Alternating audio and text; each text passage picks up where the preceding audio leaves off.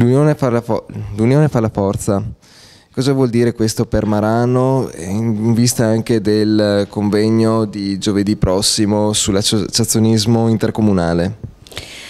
Beh, noi siamo partiti proprio a maggio come amministrazione, siamo un'amministrazione giovane, ma proprio perché siamo giovani vogliamo avere gli occhi bene aperti e ci stiamo accorgendo che anche il mondo istituzionale ha bisogno di rinnovarsi e di essere ancora più forte nel dare le risposte ai cittadini, per cui pensiamo che unirci insieme con altri comuni per raggiungere degli obiettivi e magari stipulare delle convenzioni o fare degli accordi tra di noi diventi proprio un punto centrale perché il cittadino trovi sempre la risposta giusta nel momento giusto.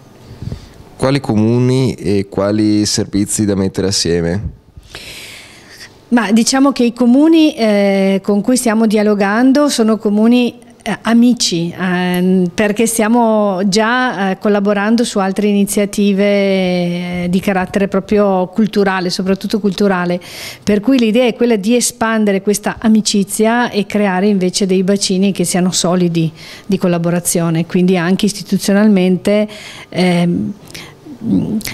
incernierati dentro degli accordi e dentro delle convenzioni. Perfetto, grazie mille.